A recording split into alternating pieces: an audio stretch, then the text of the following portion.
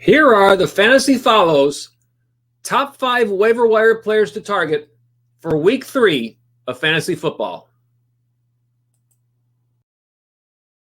The top ad is Mike Davis, running back for the Carolina Panthers. Davis currently rostered in 7% of all leagues. Now, Christian McCaffrey, he was injured in last week's loss to the Tampa Bay Buccaneers with a high ankle sprain and is expected to miss 4 to 6 weeks.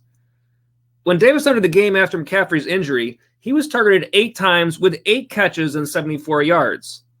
Now, the last time we saw Davis for any extended period of time was 2018 when he was with the Seattle Seahawks. And if you remember, that backfield kind of muddled. It was Chris Carson, Rashard Penny, Davis, and C.J. Prosise. But in the 7 games where Davis saw 40% or more of the snaps, he averaged 15.0 fantasy points per game, and they used him in the pass game there. So with the way Carolina uses Christian McCaffrey, I think Mike Davis has a good chance to step right in and be used fairly similarly, and that's going to return some great value if you could pick him up. Now, certainly if you have McCaffrey, you're going to go out and try to get him, but even if you don't, I think he's going to be a great guy to bring in and play based on matchups. His next 4 games this week, not a great matchup, playing the Chargers, currently allowing the 3rd fewest fantasy points to running backs this year. But after that, it's Arizona, Atlanta, Chicago. Arizona, Atlanta, currently 6th and 11th most fantasy points being allowed to running backs, respectively. So he's got a decent run for the next 4, and we'll see how long McCaffrey actually is out. Now, Carolina's head coach Matt Rule, after the game on Sunday, he spoke about Davis' spot in the lineup. Yeah, Mike Davis is a starting tailback in the National Football League. He got out there yesterday, made some great catches, was physical. He was ready when his number was called, and he'll play well in Christian's absence. He's a big back. He runs with power. He runs good routes, has good hands, can block. He's really intelligent, so he'll play well for us. Here's the rest of the top 5. Number 2 is Jerick McKinnon, the running back for the San Francisco 49ers. McKinnon currently rostered in 25% of all leagues. Now, he's missed the last 2 seasons to injury, but remember, he didn't just fall into San Francisco's lap. They actively went out to acquire him after he got some run with the Minnesota Vikings.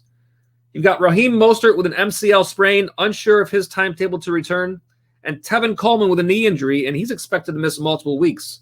So that moves McKinnon right up to the top of that backfield. Last week, just 3 rushes, but 77 yards and a touchdown for 13.7 fantasy points. And their next 4 is Philadelphia, Miami, the Rams, and New England. Philadelphia giving up the 17th most fantasy points to running backs, so just in the bottom half.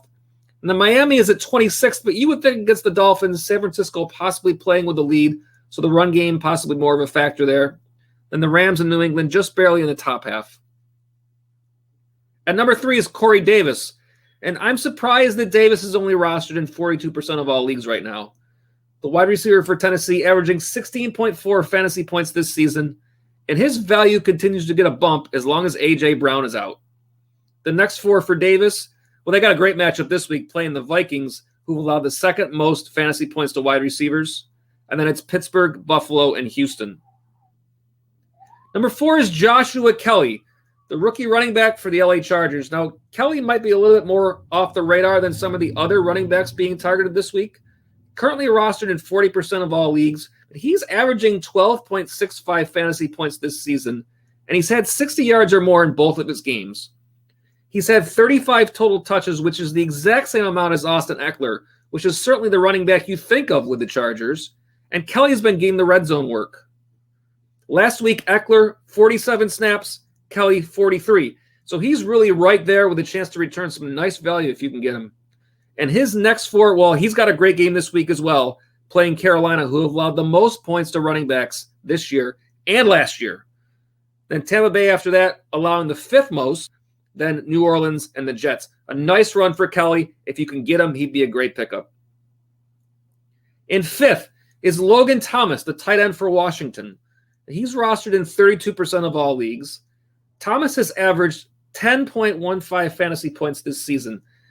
When you think of Washington, you're thinking of offensive struggles right now, but you got to look at Thomas has had 17 targets in 2 games. That is the same as Terry McLaurin, and that is the most on the team there. And it's also the 3rd most among all tight ends in the league. Only Travis Kelce and Darren Waller have had more targets this season. In his next 4 games, He's also got a great matchup this week playing the Cleveland Browns. They have allowed the most fantasy points to tight ends this season. Then they've got Baltimore, the Rams, and the Giants. And even Baltimore with their defense, they've allowed the 6th most to tight ends. So Logan Thomas, he's got a great chance to return some value this season. And it's an active week on the waiver wire this week. So here are some bonus players to target for week 3. Darrell Henderson, the running back from the LA Rams, he is currently rostered in 33% of all leagues. Now, last week against the Eagles, he saw 12 rushes for 81 yards and a touchdown, also 2 catches for 40 yards. And last week, Cam Akers left the game there with an injury.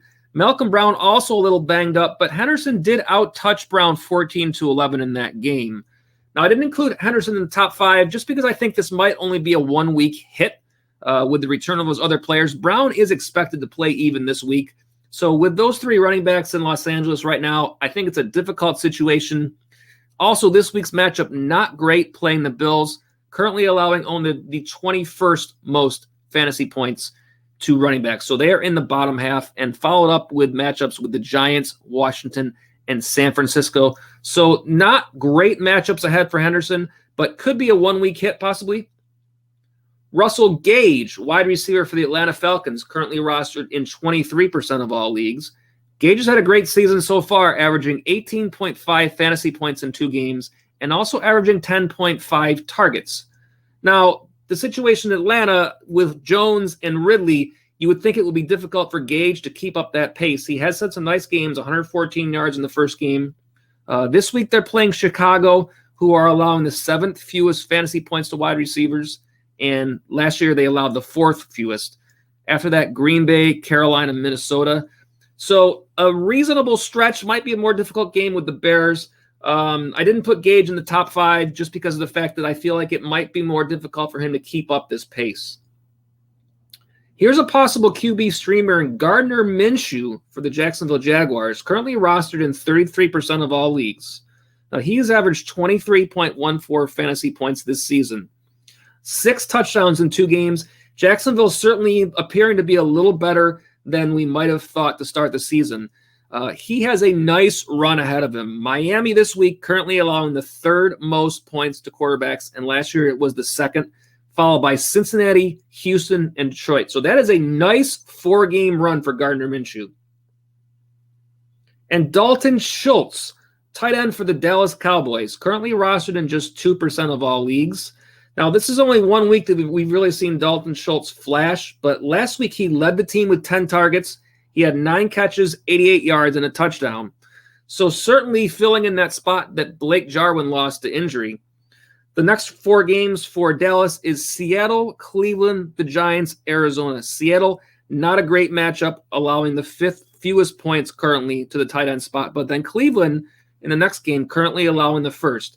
So if you don't decide to pick up Dalton Schultz this week, keep an eye on him. And then if Seattle's not a great game for him this week, Cleveland could be a good spot for him the week after that. And then we'll see what happens from there.